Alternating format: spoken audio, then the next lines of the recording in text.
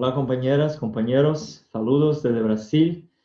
Bueno, en primer lugar es importante hacer una mención de honor a la gran batalla antirracista en Estados Unidos.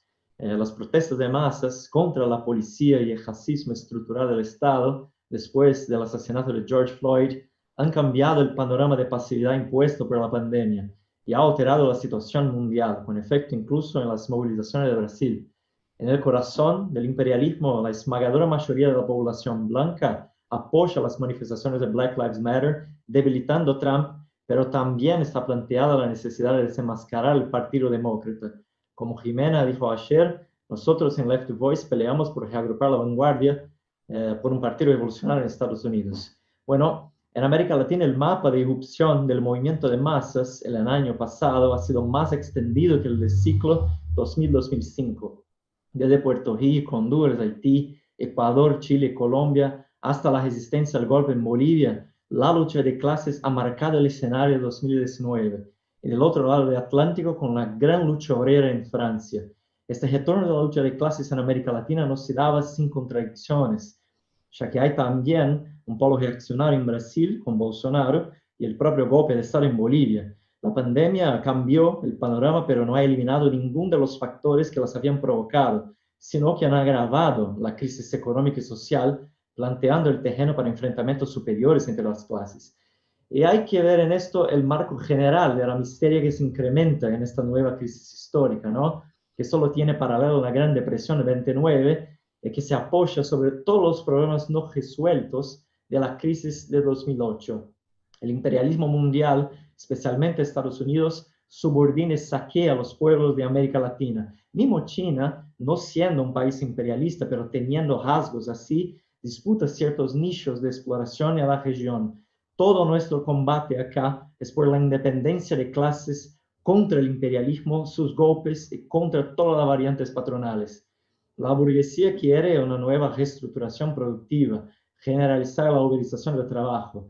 La derecha regional, Bolsonaro en Brasil, Piñera en Chile, Duque en Colombia, aplican justo estas reformas laborales y jubilatorias que aumentan la precarización del trabajo bajo la influencia directa de Trump. Son enemigos abiertos de la clase obrera y de los pueblos y provocadores agentes del imperialismo yanqui, como Bolsonaro, que pasó 2019 organizando a mando de Trump agresiones contra el pueblo de Venezuela, que ya sufre del autoritarismo del régimen de Maduro, o prestando su apoyo al golpe de Estado en Bolivia y manteniendo el criminal bloqueo de Cuba. No apoyamos antes a Chávez ni hoy a Maduro, el evo moralismo o el castrismo, al revés, siempre los combatimos desde la izquierda, pero estamos en la línea de frente de combatir todo y cualquier intento de golpismo derechista contra los pueblos de América Latina. Por eso es una vergüenza que López Obrador en México colabore con Trump contra los inmigrantes. Y en las últimas décadas se han ganado influencia teorías como la de Ernesto Laclau, que postulan la articulación de un populismo progresista o una supuesta radicalización de la democracia contra la derecha, en las cuales desaparecen las bases económicas del capitalismo, la opresión imperialista, las clases sociales y la lucha de clases. Pero es impensable cualquier conquista democrática fundamental en América Latina sin la emancipación del imperialismo. Las burguesías nacionales han abandonado cualquier pretensión en ese sentido. Esto se ve no solo en el ultraliberalismo de Bolsonaro, sino también en el fracaso de los gobiernos post-neoliberales en América Latina, que incluso en sus versiones más radicales, como el chavismo o el gobierno de Evo Morales, fueron incapaces de modificar una estructura subordinada y dependiente. Según estas corrientes post-neoliberales, se trataría de evitar enfrentamientos de la lucha de clases, de no provocar a la derecha y al imperialismo. Al contrario, como muestra la historia reciente, esta búsqueda de conformarse con el mal menorismo, pasivizando el movimiento de masas, terminan facilitándole la tarea a la derecha.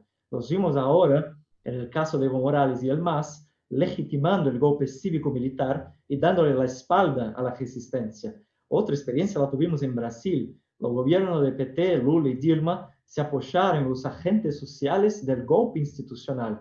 Han gestionado el capitalismo durante 13 años sobre las bases del agronegocio, del capital financiero, de las cumbres evangélicas del aparato represivo del Estado, que enviaba a las favelas y a países como Haití para reprimir a los negros. preparó así el camino para el golpe institucional, en que pese a dirigir los principales sindicatos del país, no hicieron ninguna resistencia seria contra los ataques de los golpistas. Esto habla del callejón sin salida que representan estas corrientes.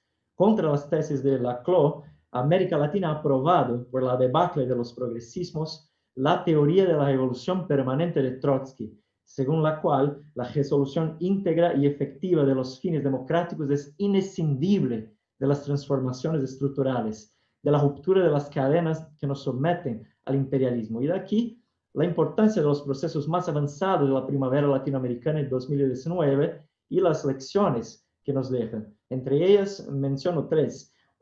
La necesidad de luchar por la hegemonía obrera.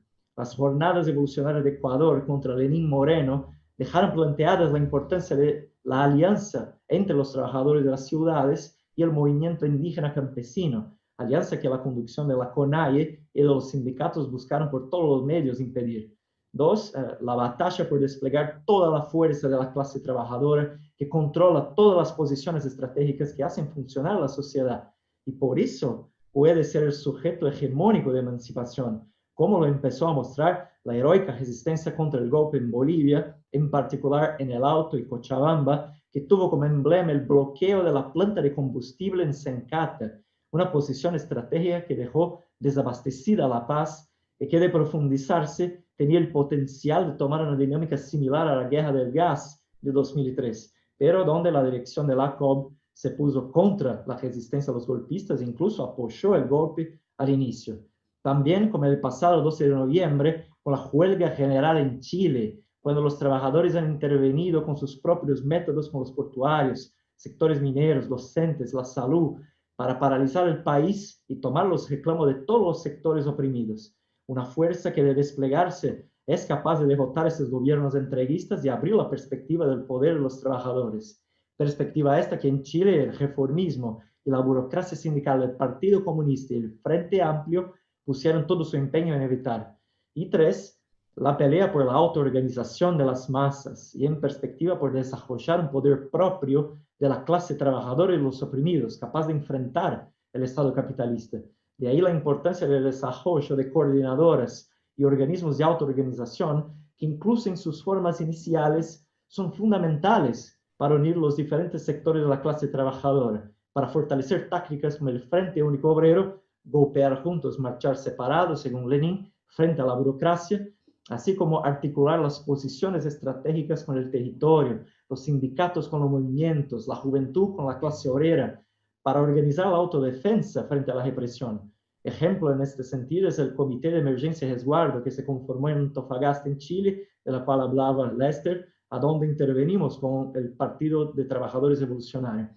Todas estas batallas son centrales para articular la fuerza social y política capaz de encarnar un programa transicional revolucionario que dé respuesta a la situación. Y en esta perspectiva intervenimos de la fracción trotskista, con el PTR en Antofagasta, Santiago, Valparaíso, otras ciudades de Chile, la LORCI en El Alto en Bolivia, y cada uno de los países donde estamos en América Latina, Estados Unidos y Europa. Para estas peleas tenemos el gran desafío de construir una fuerte izquierda revolucionaria, antiimperialista y socialista, que marque camino a la independencia de clase. Una política así está en las antípodas de políticas vergonzosas como la del POR boliviano, que durante el golpe de Estado se sumaron a las movilizaciones cívicas encabezadas por el empresario Camacho. Una política independiente también implica separarse, en el caso de Venezuela, tanto de una posición que, en nombre de denunciar el autoritario gobierno de Maduro, termina se adaptando a la derecha proimperialista de Guaidó, cuanto también de una que defiende Maduro y de las Fuerzas Armadas. Particularmente en el caso de Brasil, el golpe institucional fue una prueba de fuego para la izquierda brasileña. Y acá tenemos una importante discusión con los compañeros de PSTU, que consideramos terminar haciendo el juego al golpe institucional y apoyando a Lava Jato, más allá de nuestro rechazo tajante a los motines policiales y los sindicatos policiales, ambas cosas que el PSTU defiende. También los compañeros de PSOL tuvieron dos salas en este proceso. El MES, junto a la CST, en aquel momento terminaron se adaptando al golpe. Fueron rectificándose. El MES sigue apoyando a Lava Jato ainda que no tengan acuerdo con la prisión de Lula, y la CST sigue con la consigna de cárcel a todos los corruptos que era la bandera de la derecha. Por otro lado, la mayoría del PSOL se ha distanciado correctamente del golpismo, pero cediendo al reformismo petista. El PSOE acá en Brasil se hizo totalmente petista. Entonces, eso es importante para pensar este marco político de polarización en Brasil entre Bolsonaro y el PT de Lula, del otro lado. Sobre todo entre 2015 y 2017, frente al proceso profundo de desilusión con el PT y el avance del golpismo de la derecha, que ya lo ha capitalizado en este momento, nosotros de Movimiento Revolucionario de Trabajadores planteamos nuestra entrada en el PSOL, que es visto por las masas como el principal partido de izquierda, a la izquierda del PT, para desde ahí potenciar el combate al golpismo y al capitalismo, con la política de independencia de clases, con la fuerza de nuestra militancia y el Izquierda Diario, que ahora tiene 2 millones de visitas mensuales, batallar en su seno por la construcción de una organización revolucionaria de los trabajadores.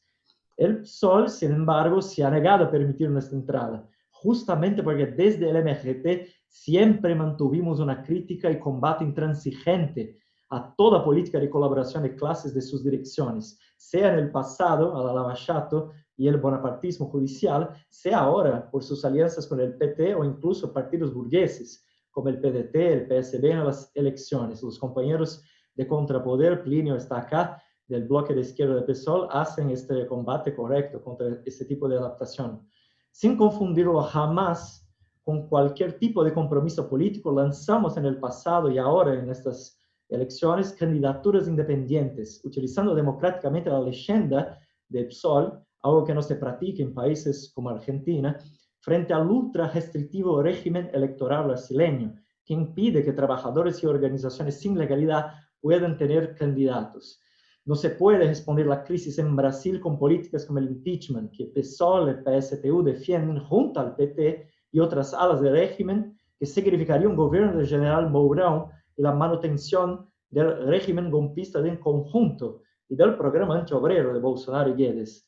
Por eso venimos planteando la necesidad de levantar fuera Bolsonaro, Mourão y los militares, ligado a la única política que no se adapta a las instituciones golpistas como el Supremo Tribunal Federal, el Parlamento y los gobernadores, la de poner abajo ese régimen con una asamblea constituyente libre y soberana, que ponga en las manos de la población la decisión sobre los temas estructurales del país. Esta pelea puede abrir camino a la necesidad de ultrapasar esta democracia burguesa podrida y avanzar a un gobierno de trabajadores de ruptura con el capitalismo. Por esta política peleamos de sur a nordeste de Brasil, en Subte de São Paulo, en el Sindicato de Trabajadores de USP, en las fábricas de Minas Gerais y São Paulo, en docentes, las universidades de Rio de Janeiro, Rio Grande do Sul y del Nordeste, para reagrupar la vanguardia con una línea de independencia de clases, superar la fragmentación de la izquierda y preparar un partido revolucionario de los trabajadores que supere el PT. Dos Entonces, minutos. 2 minutos.